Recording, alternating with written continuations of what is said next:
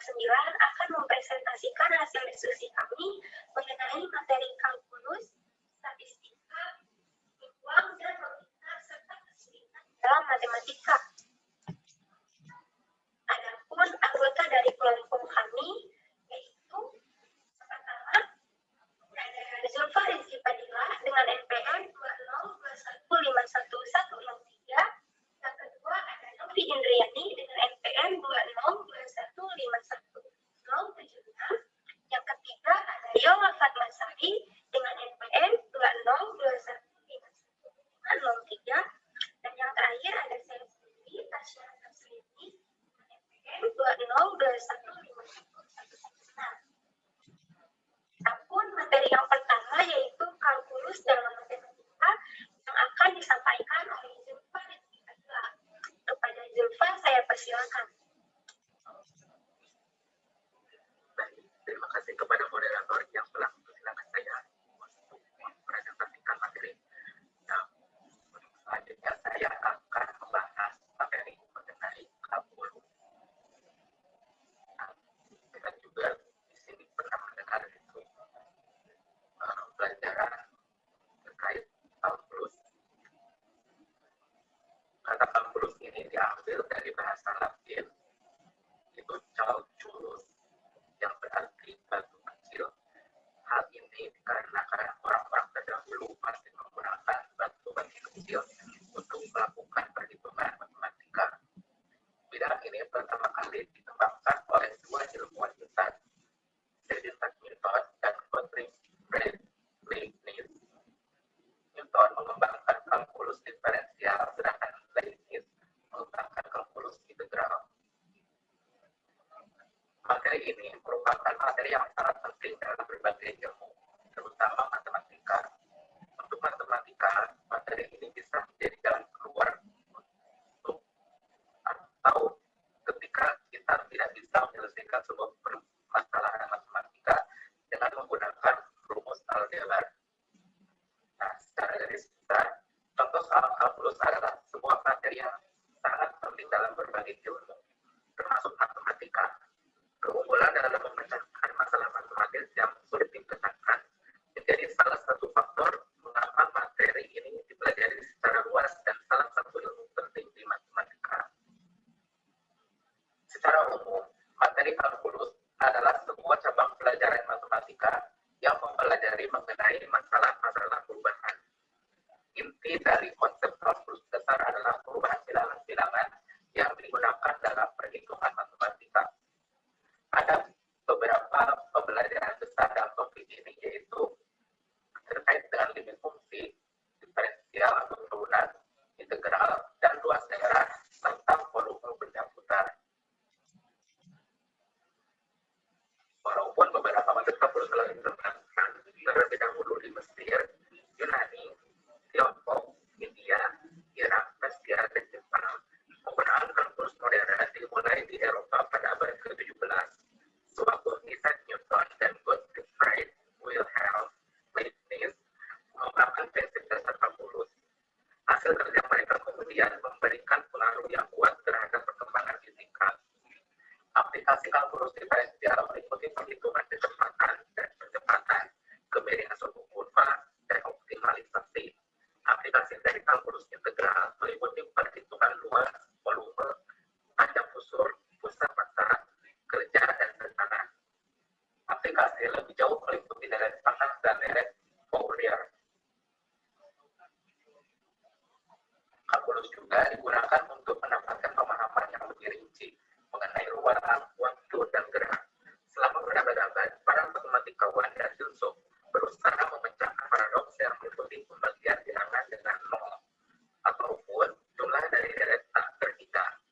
Seorang filsuf Yunani kuno memberikan beberapa contoh terkenal seperti paradoks Zeno. Kalkulus memberikan solusi, terutama di bidang limit dan deret tak terhingga, yang kemudian berhasil memecahkan paradoks tersebut.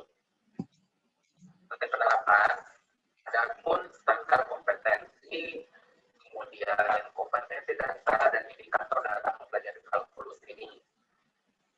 Yang antaranya atau salah satunya adalah yang pertama mengenai standar kompetensi kalkulus.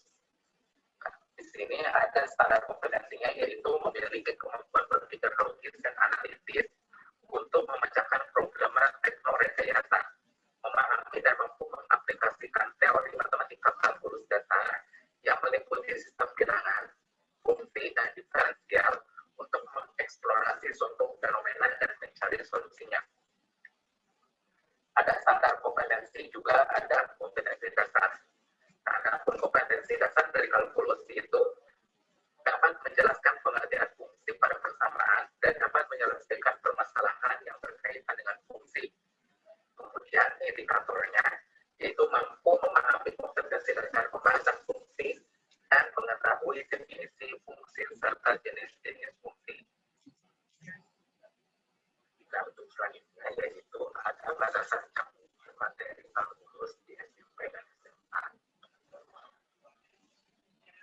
Kemudian ada pun cakupan materi kalkulus di SMP yaitu yang pertama sistem bilangan real, yang kedua fungsi dan grafik, yang ketiga persamaan kuadrat, yang keempat barisan bilangan, yang kelima persamaan dan pertidaksamaan dengan satu variabel, yang keenam bentuk aljabar, yang ketujuh persamaan garis lurus, 8 fungsi kuadrat, 9 persamaan dengan dua variabel. Sedangkan untuk cakupan materi kalkulus SMA itu terdiri dari yang pertama limit dan kekontinuan, yang kedua limit anda, yang ketiga penggunaan fungsi, yang keempat penggunaan fungsi trigonometri, yang kelima ada dalil hospital, yang keenam integral tak tentu, 7 integral tentu, 8 notasi sigma, 9 panjang kurva, 10 fungsi inverse, 11 fungsi logaritma eksponen, 12 fungsi inverse trigonometri, dan yang terakhir itu beres tiga. Nah, seperti itu mengenai kalkulus. Saya kembalikan kepada moderator. Saya ucapkan terima kasih kepada Zulfarsi Fatimah yang telah menyampaikan materinya.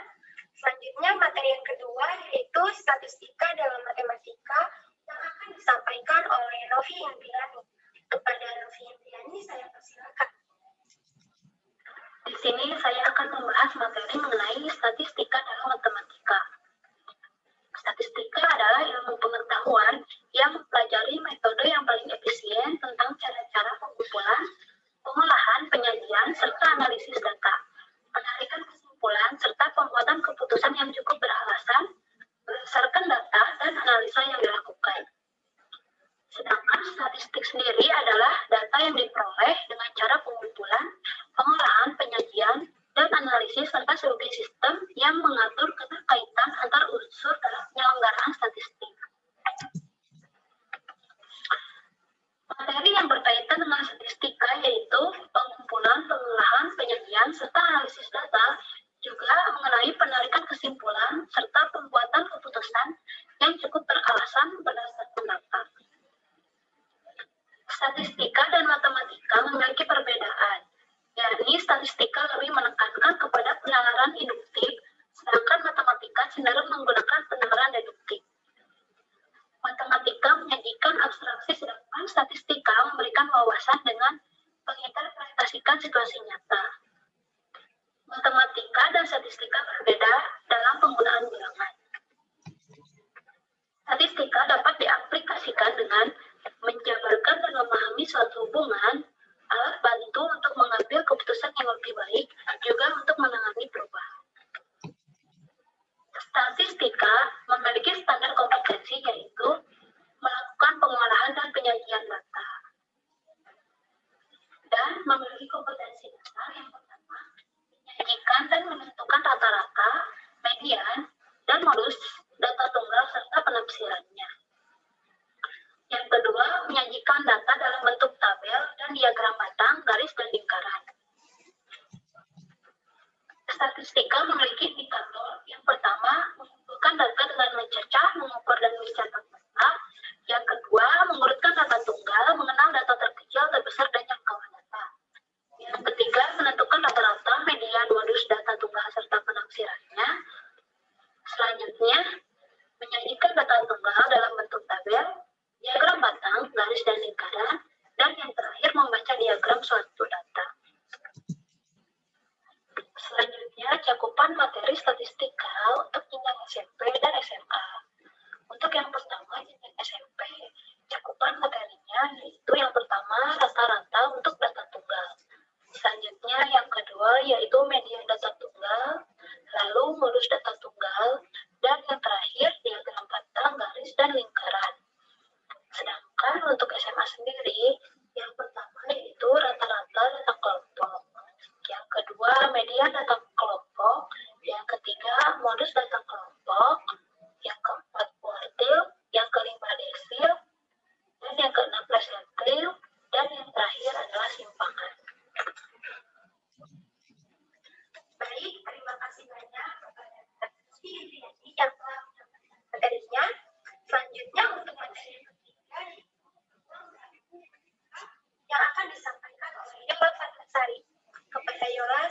diperkirakan. Baik, terima kasih kepada moderator yang telah memberikan saya kesempatan untuk menjelaskan materi mengenai peluang dalam matematika. Peluang atau kemungkinan kejadian atau dikenal juga sebagai probabilitas adalah cara untuk mengungkapkan pengetahuan atau kepercayaan bahwa suatu kejadian akan berlaku atau telah terjadi. Probabilitas suatu kejadian adalah angka yang menunjukkan kemungkinan terjadinya suatu kejadian. Nilainya di antara 0 dan 1. Kejadian yang mempunyai probabilitas 1 adalah kejadian yang pasti terjadi atau sesuatu yang telah terjadi. Contohnya, matahari yang masih terbit di timur sampai sekarang. Sedangkan suatu kejadian yang mempunyai nilai probabilitas 0 adalah kejadian yang mustahil atau tidak mungkin terjadi. Misalnya, sepasang kambing melahirkan seekor sapi. Selanjutnya adalah salah satu contoh penerapan peluang dalam kehidupan sehari-hari adalah perkiraan terjadinya hujan dalam bentuk peluang, baik secara kualitatif seperti kemungkinan kecil akan terjadi hujan esok hari, atau dalam bentuk kuantitatif seperti kemungkinan hujan esok hari sekitar 30%. Jelas di sini bahwa berbicara mengenai peluang, kita dihadapkan dalam suatu kondisi yang tidak pasti. Akan tetapi, kita hanya diberikan suatu petunjuk atau gambaran seberapa besar keyakinan kita bahwa suatu peristiwa bisa terjadi. Selanjutnya ada standar kompetensi dalam mempelajari materi peluang, yaitu memahami peluang kejadian yang sederhana. Yang kedua, ada kompetensi dasar dalam mempelajari materi peluang, yaitu menentukan ruang sampel suatu percobaan dan menentukan peluang suatu kejadian sederhana. Ada pula indikator dari materi peluang ini, yaitu mampu mendefinisikan arti dari peluang, mengetahui macam-macam kejadian, mencari peluang dengan frekuensi nisbi atau relatif, dan mencari serta menganalisis titik dan ruang sampel. Dalam mempelajari peluang matematika sangat penting bagi kehidupan. Di antaranya yang pertama, membantu peneliti dalam mengambil keputusan yang lebih tepat. Yang kedua, dengan teori peluang kita dapat menarik kesimpulan secara tepat atas hipotesis yang terkait tentang karakteristik populasi. Yang ketiga, mengukur derajat ketidakpastian dari analisis sampel hasil penelitian dari suatu populasi. Untuk cakupan materi di SMP yang pertama, membahas nama-nama sampel, ruang sampel, kejadian, peluang empirik, peluang matematik, bentuk algebra, dan hubungan dengan peluang teoritik. Selanjutnya, untuk batasan cakupan materi peluang di SMA, yaitu ada kaidah pencacahan menggunakan aturan pengisian tempat yang tersedia. Yang kedua, ada kaidah pencacahan menggunakan permutasi. Yang ketiga, ada kaidah pencacahan menggunakan kombinasi. Yang keempat, peluang suatu kejadian. Yang kelima, peluang kejadian majemuk. Dan yang keenam, kejadian majemuk saling bebas berjumlah. Mungkin untuk batasan cakupan materi peluang di SMP dan di SMA cukup sekian. Saya akan kembali lagi. Terima kasih kepada Ayolah yang telah menyampaikan materinya. Selanjutnya, materi yang keempat yaitu logika dalam matematika yang akan disampaikan oleh saya sendiri. Selanjutnya, materi yang keempat yaitu logika dalam matematika. Kecerdasan logika matematika dapat diartikan sebagai kemampuan mengenal warna dan bentuk secara efektif untuk meningkatkan keterampilan mengelola angka serta menggunakan logika atau akal sehat. Kecerdasan ini dikaitkan dengan perkembangan kemampuan berpikir sistematis, menggunakan angka, melakukan perhitungan, menemukan hubungan sebab akibat, dan membuat klasifikasi. Pernyataan di atas sejalan dengan pendapat Armstrong yang menyatakan bahwa kecerdasan logika matematika berkaitan dengan kemampuan pemikiran menggunakan logika. Dengan demikian, anak yang cerdas dalam logika matematika menyukai kegiatan bermain yang berkaitan dengan berpikir logis, menghitung benda-benda, serta mudah menerima dan memahami penjelasan sebab akibat. Selanjutnya yaitu manfaat logika matematika. Yang pertama, melatih manusia agar dapat berpikir secara kritis, rasional, lurus, tertib, metodis, dan koheren. Kedua, meningkatkan kecerdasan dan kemampuan manusia dalam berpikir secara mandiri dan tajam. Ketiga, mendorong manusia untuk berpikir secara sistematis. Keempat, melatih kemampuan manusia untuk berpikir secara cermat, abstrak, dan objektif. Kelima, meningkatkan kemampuan manusia untuk melakukan analisis terhadap suatu permasalahan. Keenam, meningkatkan kesadaran manusia akan pentingnya kebenaran sehingga menghindari kesalahan dan kesesatan dalam berpikir. Dan yang terakhir yaitu membantu meningkatkan citra diri seseorang ketika dapat berpikir secara rasional, kritis, lurus, tertib, metodis, dan koheren. Salah satu contoh penerapan logika dalam kehidupan sehari-hari antara lain seperti berikut. Sebuah sekolah menengah atas ada peraturan yang menyebutkan bahwa siswa putra tidak boleh berambut panjang dan mewarnai rambut. Jika dilihat dengan sekilas, tidak ada yang salah dengan peraturan tersebut. Tapi jika dilihat dari segi logika matematika, maka peraturan tersebut perlu ditinjau lebih lanjut.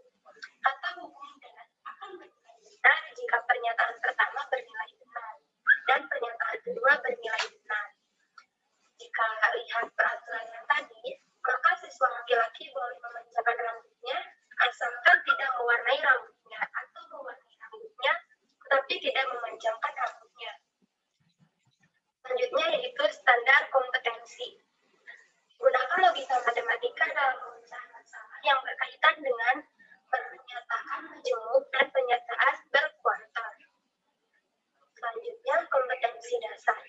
Yang pertama, memahami pernyataan dalam matematika dan ingkaran atau negasinya.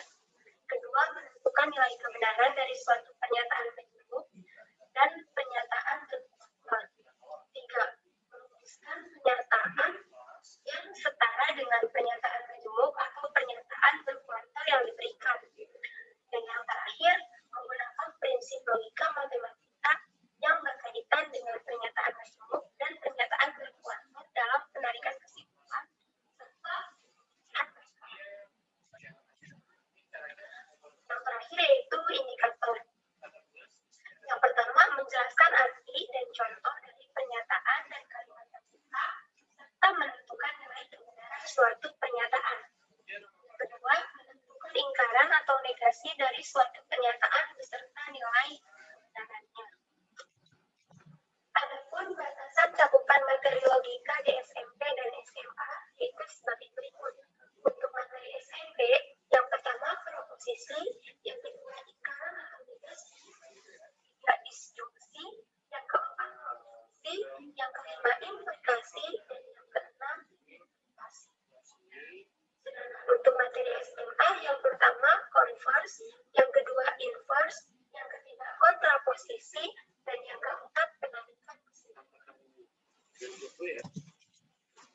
Dan materi yang terakhir yaitu kesulitan dalam matematika.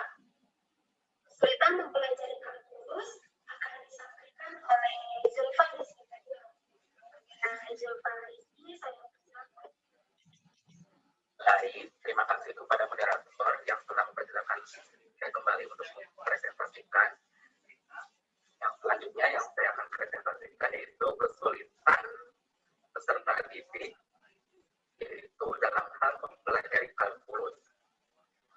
Nah, di sini ada faktor yang menyebabkan mahasiswa mengalami kesulitan dalam mengikuti mata kuliah kalkulus. Yang terutama yaitu pada kalkulus 1, yaitu minat belajar dan kemampuan dasar kalkulus yang rendah. Dari dua faktor tersebut, kemampuan dasar kalkulus yang paling dominan yang menyebabkan hasil belajar kalkulus 1 mahasiswa rendah.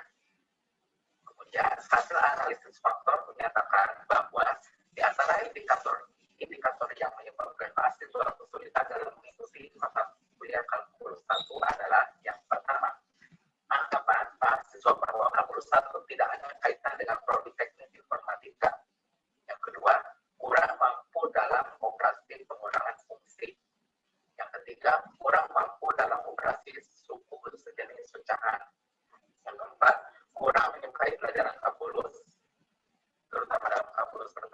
Yang kelima, kurang mampu dalam operasi suku biasa.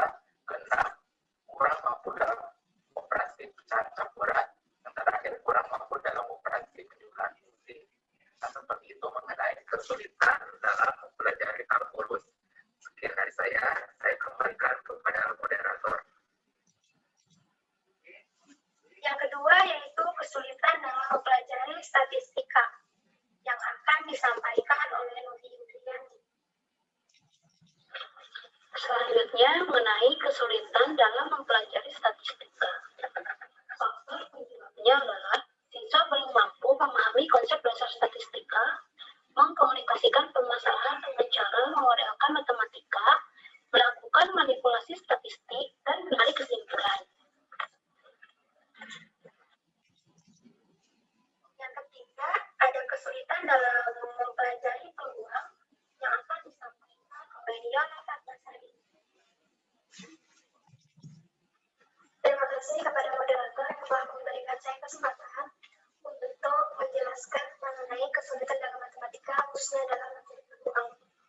Nah, dalam mempelajari materi peluang, biasanya ada beberapa kesulitan bagi siswa, yaitu yang pertama, kurangnya pemahaman siswa dalam memahami konsep peluang dan sering salah menggunakan rumus dalam menyelesaikan soal. Juga ada kebiasaan guru dalam belajar matematika hanya dengan cara mencatat di papan tulis saja. Kemudian, siswa kurang keinginannya dalam menyelesaikan contoh soal yang diberikan oleh guru. Mungkin untuk kesulitan dalam mempelajari peluang itu, saya kembalikan lagi ke moderator. Terima kasih. Yang terakhir yaitu kesulitan dalam mempelajari logika matematika yang akan disampaikan oleh saya sendiri. Kesulitan dalam matematika yang terakhir yaitu kesulitan dalam mempelajari logika matematika. Pada umumnya,